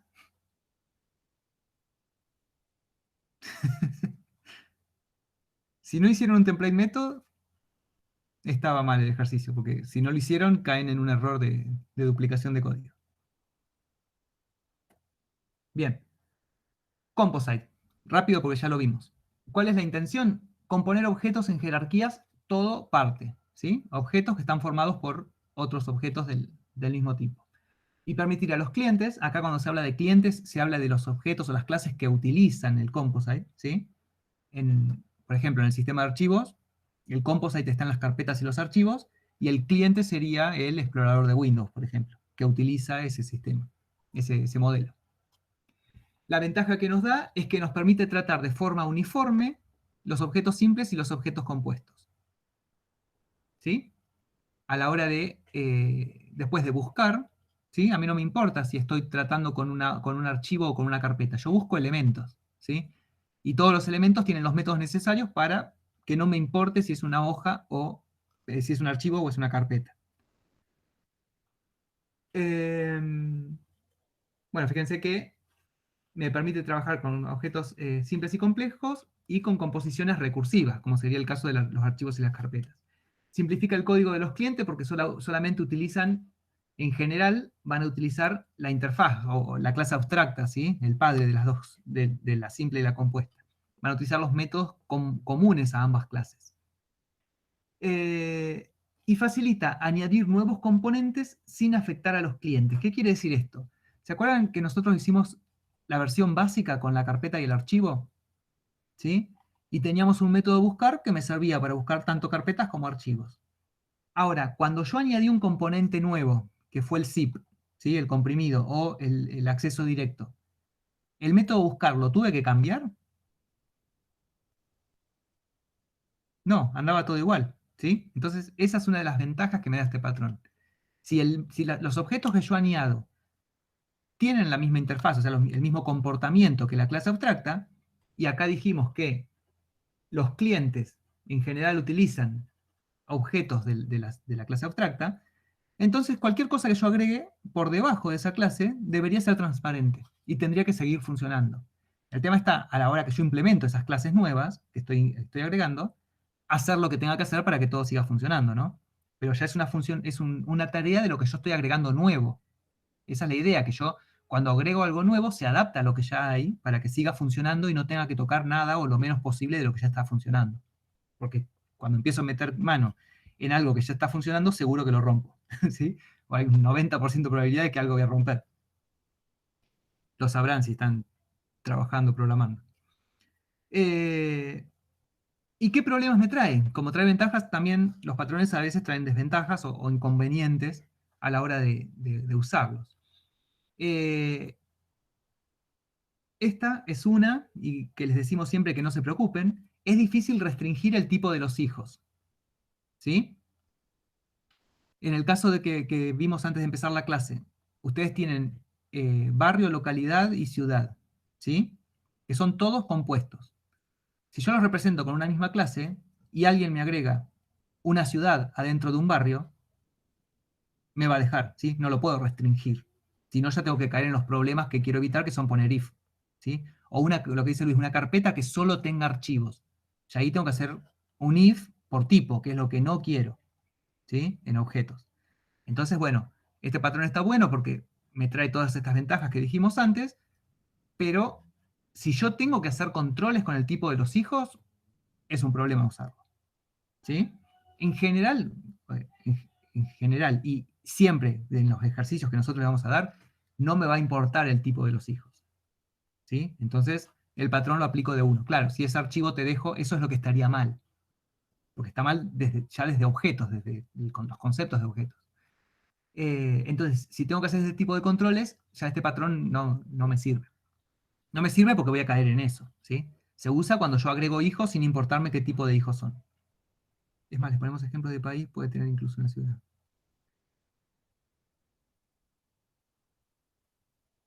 Siempre no, como les decía antes, lo básico es un compuesto y un simple, pero puede haber más de un compuesto, puede haber más de un simple. ¿Sí? El patrón básico define un compuesto y un simple. Bien. Eh, y este es otro que no es tanto problema, pero bueno. Las operaciones de gestión de los hijos en los objetos simples, gestión de los hijos en los objetos, también en los objetos simples, pueden ser un problema. ¿Por qué? ¿Dónde pongo yo el ad elemento? ¿Sí? La pregunta, a lo que hace referencia a este problema es al método adhijo o ad elemento. ¿Dónde ponen el método ad elemento?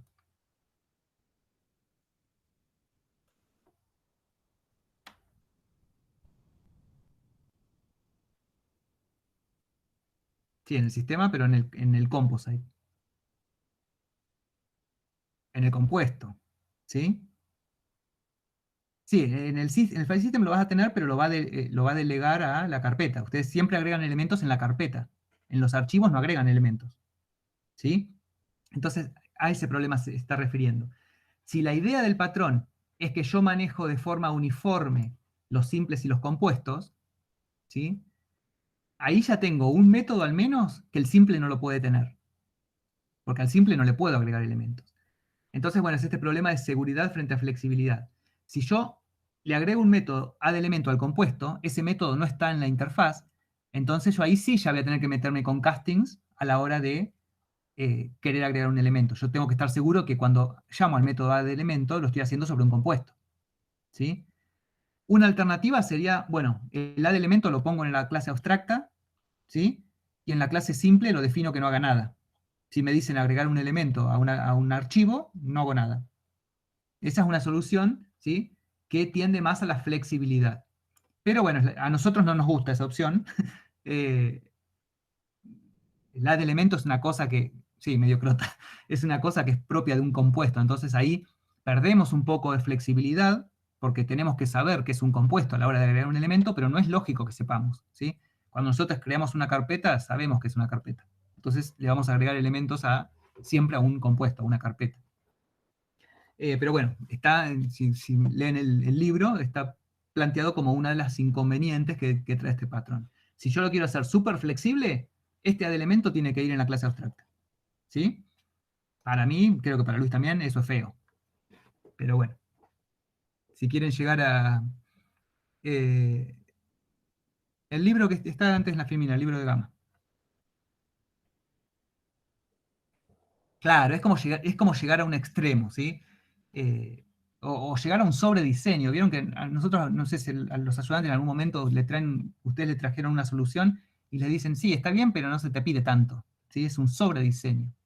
Lo están haciendo tan flexible, o bueno, o utilizar atributos dinámicos en todo. Es un sobrediseño, están haciendo cosas que, por hacerlo súper flexible, están perdiendo la identidad del objeto en ese caso. Eso también es un extremo que está mal. Bien, imagínense este problema. Tenemos un documento que está formado por páginas. Las páginas están formadas por columnas que tienen líneas de texto. Las líneas de texto están formadas por caracteres. Las columnas y las páginas pueden tener marcos. Los marcos pueden tener columnas. Las columnas, marcos y líneas de texto pueden tener imágenes. Les damos este enunciado. Si siguen al pie de la letra del enunciado, tienen algo así. Un documento está formado por página, la página puede tener columnas y marcos, los marcos pueden tener columnas, las columnas pueden tener marcos, tanto los marcos como las columnas pueden tener imágenes, ¿sí? Las columnas tienen líneas de texto, las líneas de texto pueden tener imágenes, las líneas de texto están formadas por caracteres.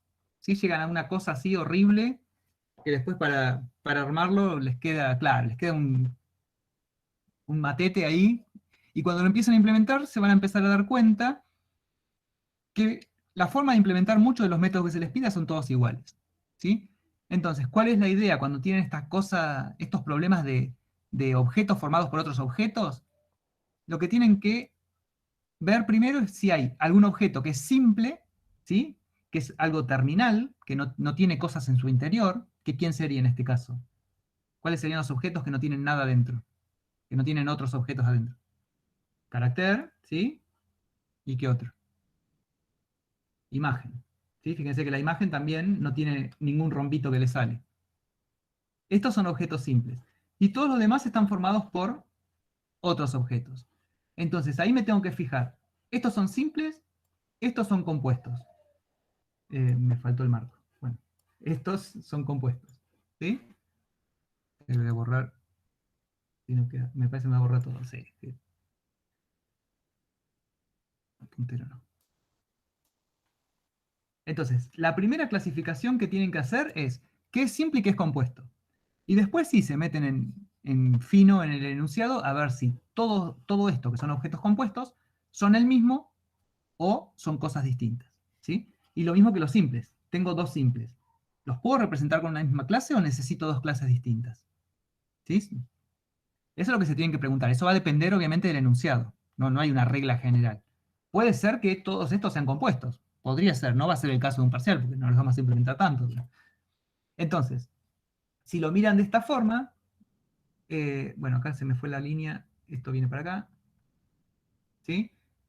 Tendría una clase abstracta, un documento abstracto, que puede ser un carácter o una imagen, ¿sí? Y un compuesto que está formado por cualquier elemento abstracto, que pueden ser caracteres, imágenes o otro compuesto, ¿sí? Y ahí los compuestos, bueno, en este caso yo estoy haciendo la herencia. Después me tengo que fijar si realmente estas clases me quedan distintas, ¿sí? O si me quedan todas iguales. Si me quedan todas iguales, no las hago y me quedo solo con la clase compuesta. Y estas también, si a la hora de implementar me queda el mismo código en las dos, me quedo con una sola, ¿sí? Le pongo otro nombre o algo que los agrupe. ¿Se entiende la idea? Fíjense cómo paso de esto, que es un matete, a algo un poquito más organizado, ¿sí? En el ejercicio 2, claro, si vos en el ejercicio 2 lo encarás con el establecimiento educativo, el barrio y la ciudad, te va a quedar algo así, una cadena de objetos formados. ¿Sí?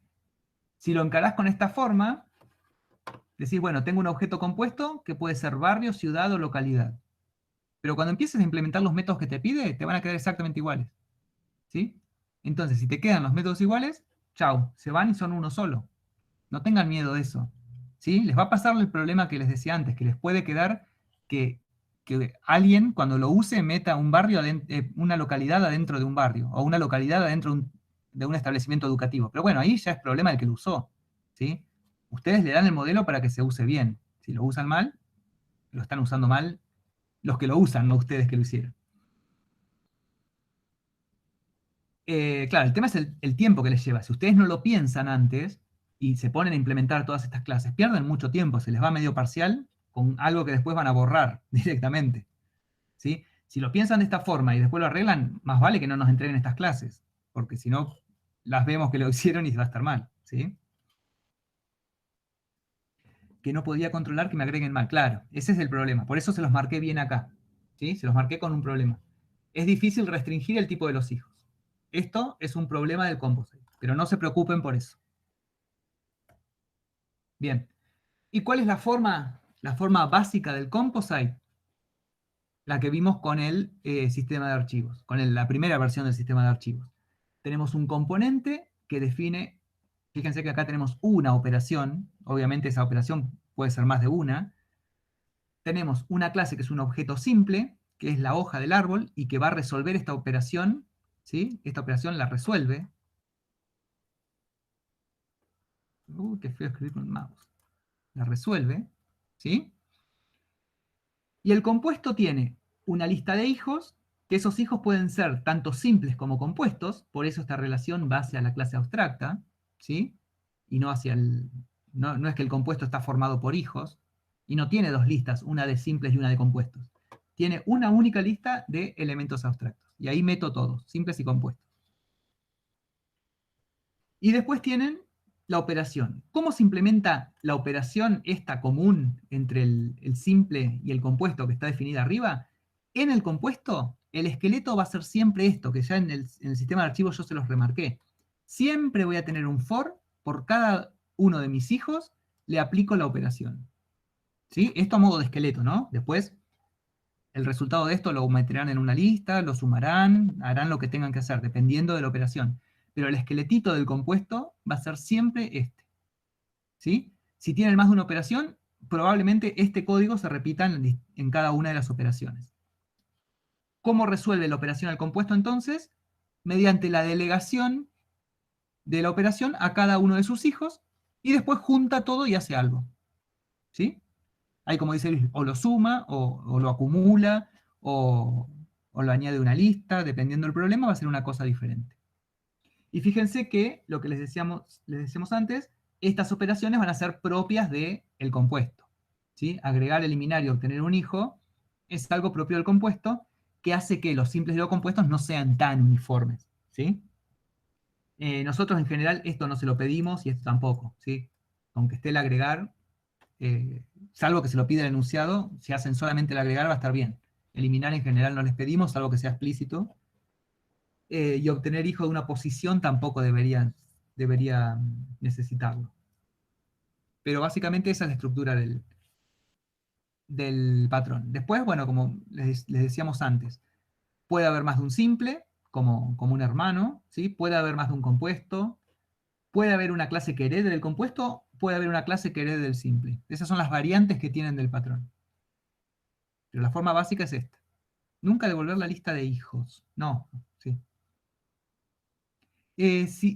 Si te tienta a devolverla, pensá si es necesario. Porque ahí podés llegar, lo que les decía antes, en la clase en la que explicamos el parcialito, podés llegar a caer en problemas de delegación si pedís toda la lista. Es muy improbable que tengas que pasar la lista. ¿Sí? No te quiero decir que no, porque puede ser que en algún caso lo quieras devolver, pero es muy improbable que la tengas que devolver.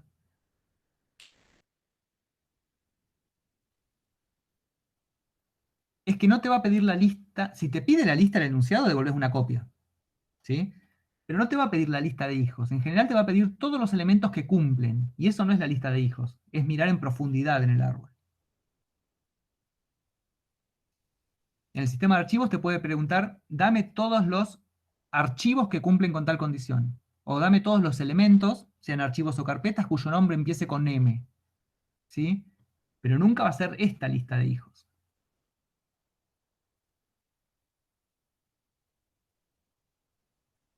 Generas una nueva lista con los que cumplen, claro.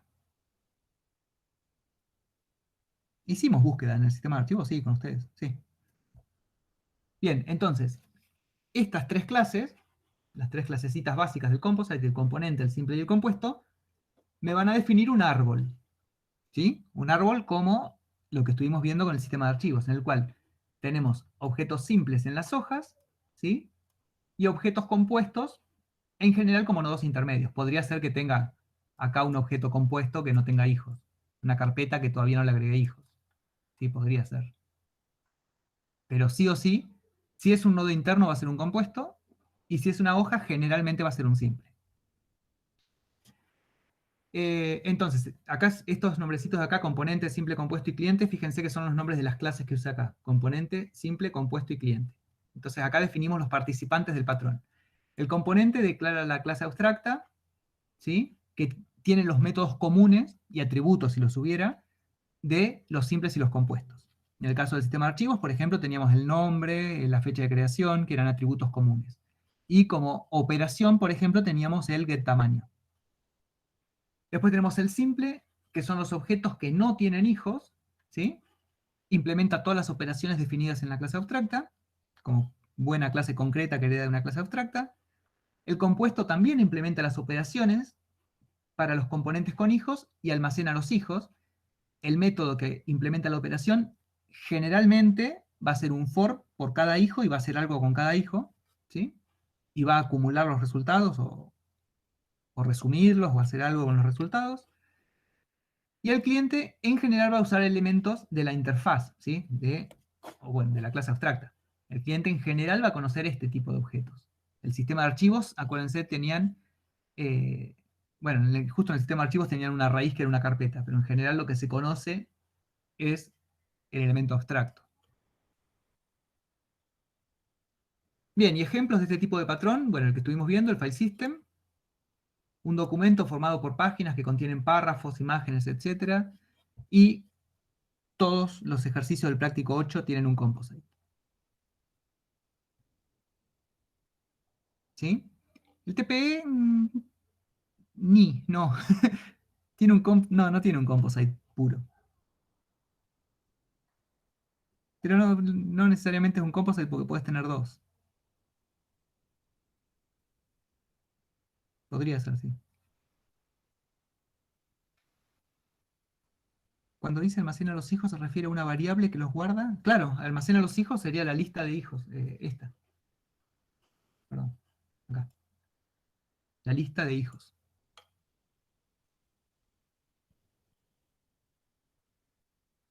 ¿Sí? Y en el práctico especial, sí. Y las pócimas serían una especie de... ¿Cuál sería el compuesto en las pócimas?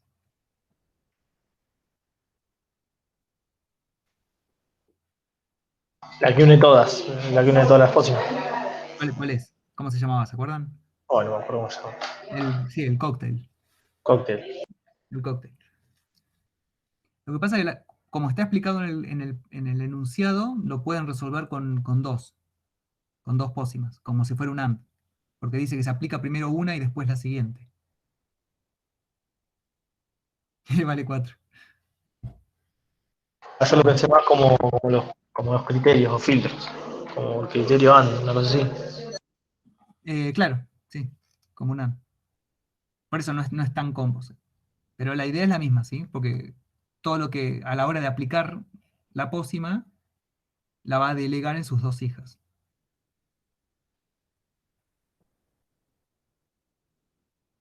Sí, por eso le decía, también con el strategy. A veces es una forma de strategy. El cóctel, si lo hacen con dos hijos nada más, sería una especie de composite. No es un composite puro porque el composite tiene una lista.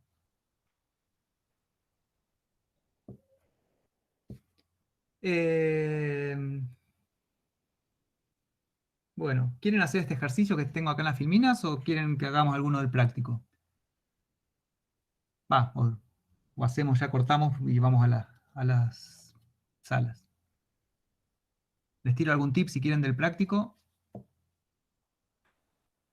Esto, bueno, les queda en las filminas un ejercicio más, si lo quieren hacer, o lo resolvemos la clase que viene entre todos. Sí, mejor, lo hacemos la clase que viene, así practicamos para el parcial. Bien, vamos a cortar esto.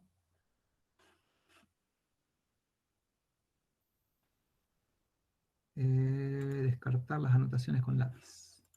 Me quedó esto abierto. Ahí está. Bueno, a ver el práctico. Algunas ideitas para que empiecen a hacerlo.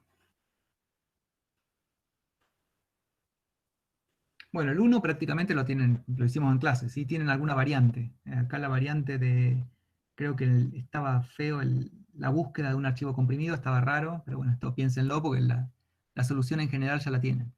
En el parcial, no, en el parcial entra hasta Composite, ¿sí? Pero no teórico, hoy fue más teórica la clase, ¿sí? Entra la forma práctica, lo que estuvieron viendo. El práctico 8 entra, ¿sí? Hasta el práctico 8. O sea, va a ser muy similar a un ejercicio del práctico 8. Por eso les digo que si de acá hasta el jueves se pueden poner a hacerlo todo el práctico, estaría genial. Para que, o bueno, lo más que puedan, para que se saquen las dudas el jueves. Una vez que hacen uno, son todos iguales.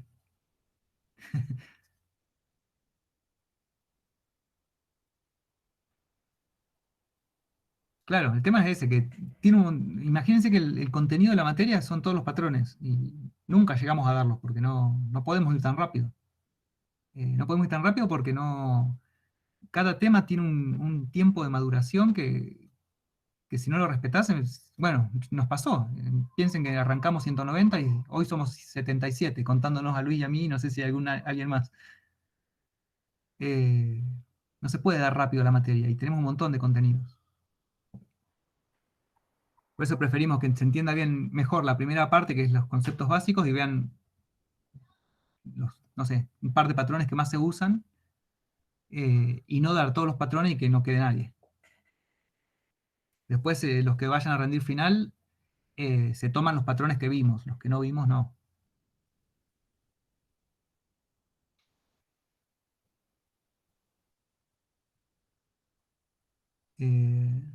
Sí, sí, por eso Gastón les decía que hagan el práctico 8, pues son ejercicios, son enunciados diferentes, pero la forma de resolverlo es similar, no son todos iguales, pero es similar.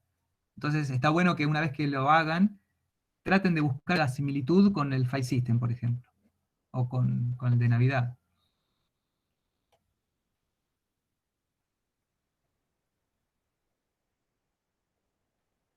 Sí, Maximiliano, ahí voy. Entonces, el 1, reléanlo porque no es exactamente igual a lo que hicimos en clase, así que por ahí si hay alguna variante estaría bueno que la analicen, porque imagínense que en el parcial le damos un sistema de archivos, ¿sí? Pero el enunciado está cambiado. No van a agarrar el código que les mandé yo, que subí yo al Classroom y lo van a entregar. Porque puede ser que el dominio, sí, el contexto del problema sea el mismo, pero la forma de resolver los servicios sea distinta. Entonces ahí tienen que ustedes ver la diferencia. Entonces, en el sistema electoral ya lo habíamos repasado con los que estaban temprano. Teníamos como simple la mesa, ¿sí? Porque la mesa era la que registraba los votos, ¿sí? Y no teníamos la localidad, el barrio o el establecimiento educativo no registraba votos. Todas esas clases estaban formadas estaban compuestas por otros objetos del mismo tipo, ¿sí? Pero no registraban votos. Los únicos que registran votos son las mesas. Y la mesa no puede tener otro objeto adentro que no sea un voto, ¿sí? Entonces, la hoja es la mesa. Y después, como compuestos, teníamos barrio, localidad y establecimiento educativo, ¿sí? Las tres posibilidades de compuestos. Lo que tenían que ver ahí es si realmente me hacen falta, qué diferencia tiene. Ya si ustedes leen el enunciado, en ningún momento dice que el establecimiento educativo, el barrio o la localidad tiene una función distinta, ¿sí? Ya desde el vamos, fíjense, cuando pide, a todos les pide los mismos servicios. Entonces, ya de una tendría que intentar arrancar imaginándose que es lo mismo, ¿sí? Pero bueno, si no se imaginan que es lo mismo, van a perder más tiempo, pero empiezan planteándolos como cosas diferentes y se van a dar cuenta si les queda el mismo código, o código muy similar que se podría extraer. Bien. Y acá hay una corrección que hicimos hoy, eh, porque no decía ordenado por partido político. En el 5 es obtener un listado de todos los candidatos que se presentan ordenado por partido político, ¿sí? Si son del mismo partido político, ordenado por agrupación. Y si son de la misma agrupación, ordenados por nombre. Es un comparador compuesto. Entonces, con Ahí este... puede ser que haya dos tipos de criterio, o sea, dos clases de criterios abstractas. ¿Por qué? A ver, Seba. No, comparás con comparador ahí, con comparator. Usás. Claro, claro. Una cosa son los criterios de búsqueda, que en realidad creo que no tenés criterios de búsqueda. Sí, porque tenés la hora acá.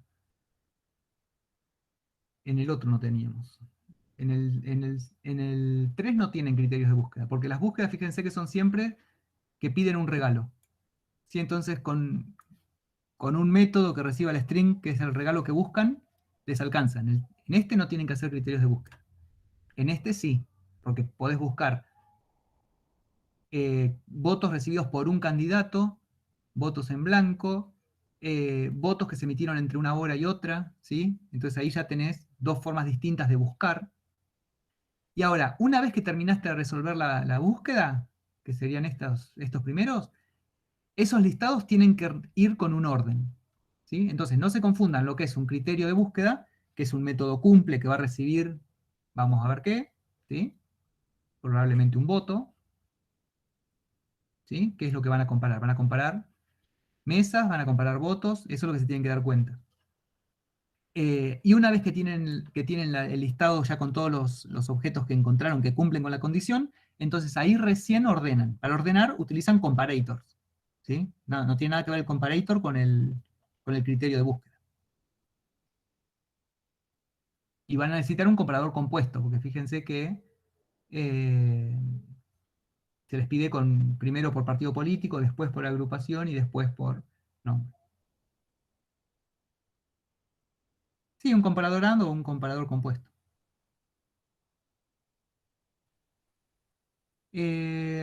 Igual, en este ejercicio, Fíjense que, yo les hablo en singular, fíjense que el listado, si bien es un listado compuesto, no les pide otro tipo de listado. ¿Sí? Siempre dice, los listados se obtienen siempre con ese orden, no es que cambie el orden. Entonces tranquilamente lo pueden hacer con un comparable. ¿Se entiende lo que les dije?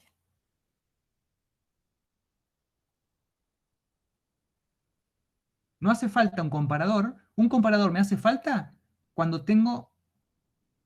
Claro, no es un comparable AND.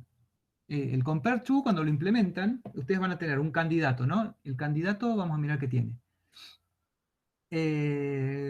Los candidatos poseen nombre, partido político y agrupación. ¿Sí? Entonces tienen, nueva clase, tienen un candidato que tiene en nombre, en partido y en agrupación.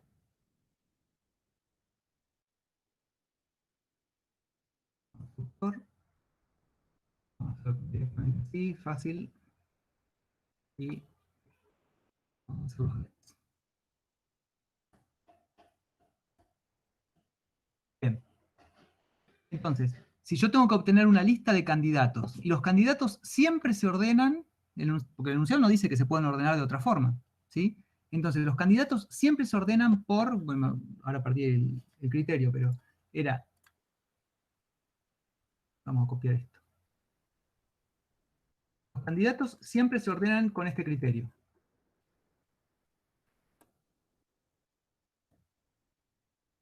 Partido político como primer criterio. Agrupación como segundo criterio. Y si son de la misma agrupación, se ordenan por nombre. ¿Sí? Entonces, si la forma de ordenar es siempre la misma, yo directamente implemento el comparable acá.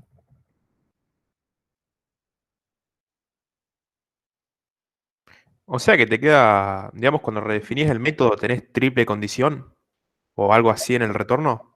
Claro, lo hicimos esto. Implementamos el toString. ¿Qué hacemos? Preguntamos por el partido político. In resultado. Claro, in resultado se vuelve. This, punto. Get partido, punto.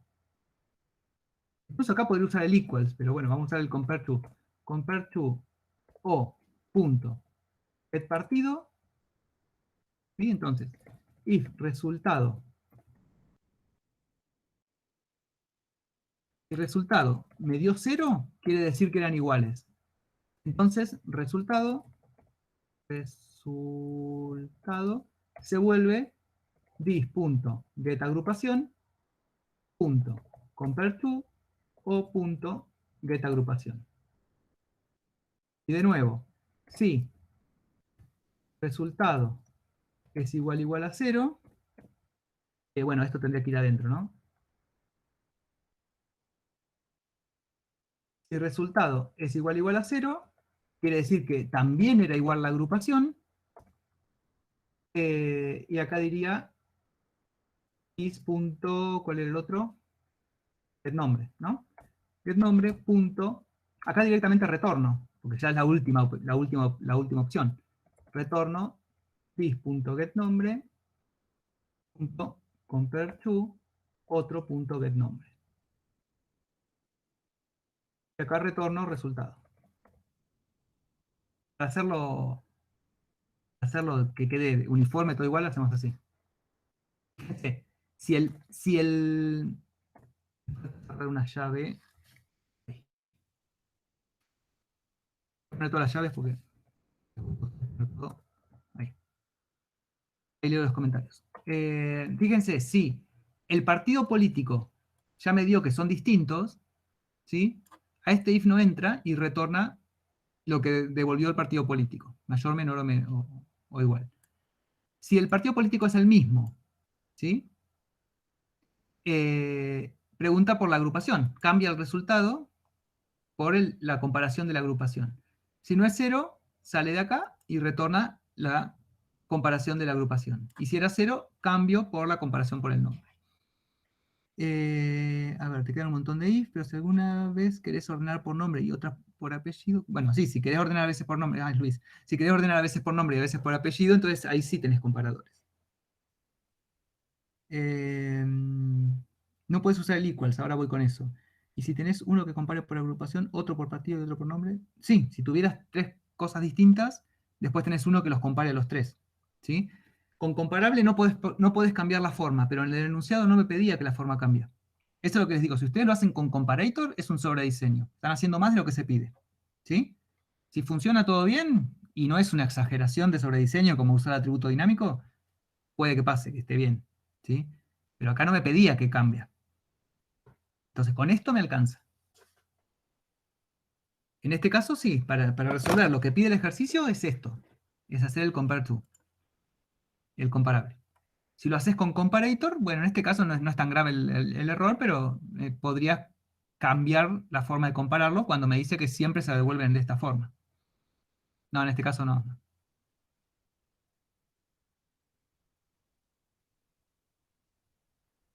Ahora, fíjate lo que dice Rosario ahí. Hice el AND por 3. Si haces una clase con un AND triple, ahí ya es una mezcla, porque lo estás haciendo flexible haciéndolo con comparator y con un comparador compuesto. Pero el comparador compuesto solo tiene 3. Está bien, no tiene más atributos, pero bueno, en ese caso tenés que hacer más general y hacerlo compuesto directamente.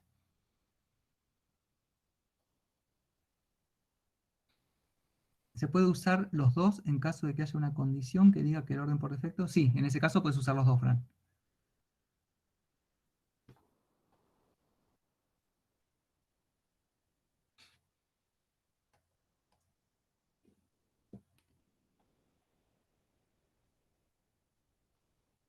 ¿El comparador AND, Rosario, qué tenía adentro? ¿Dos comparadores o tres?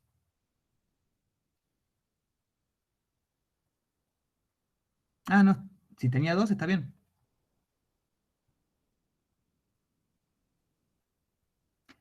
Ah, ¿hiciste un solo comparador que tiene esto?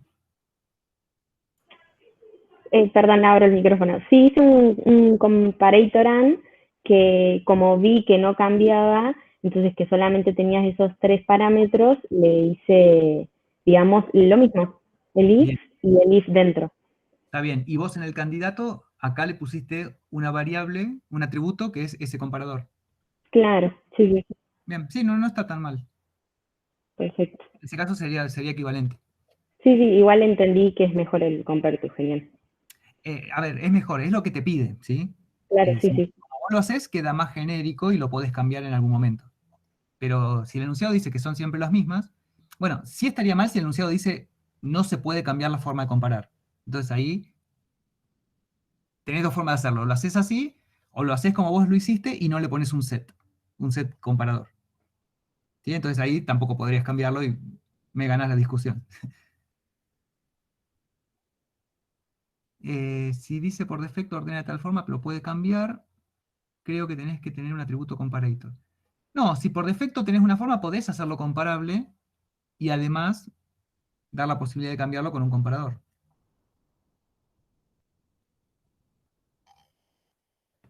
Esto siempre confunde, por eso volvemos a detenernos acá.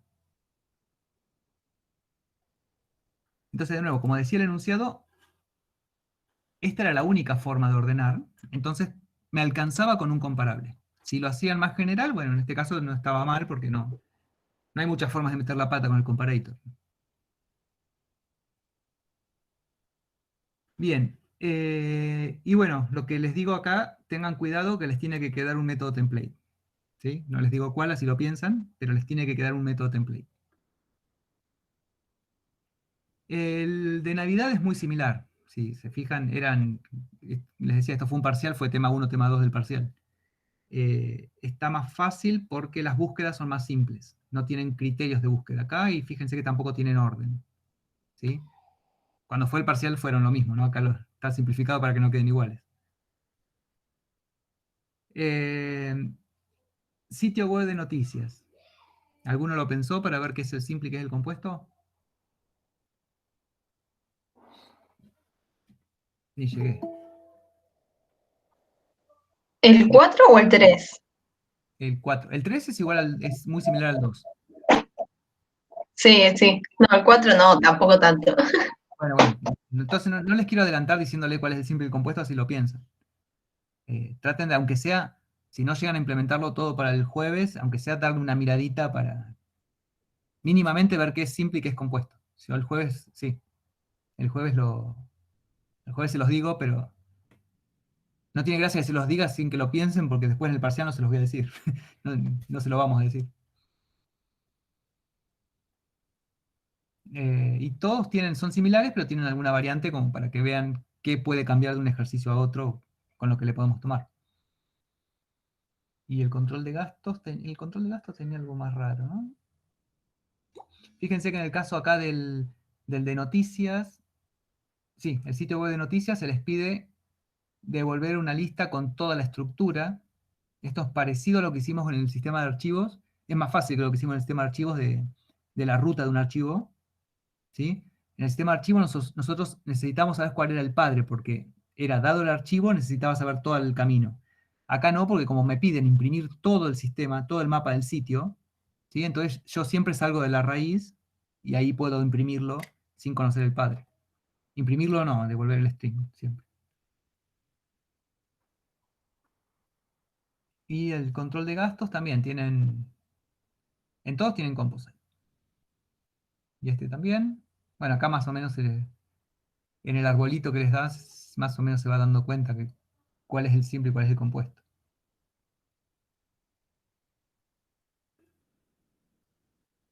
Bien. Bueno, los dejo libres para que se pongan a hacer algo y pregunten, corto la grabación.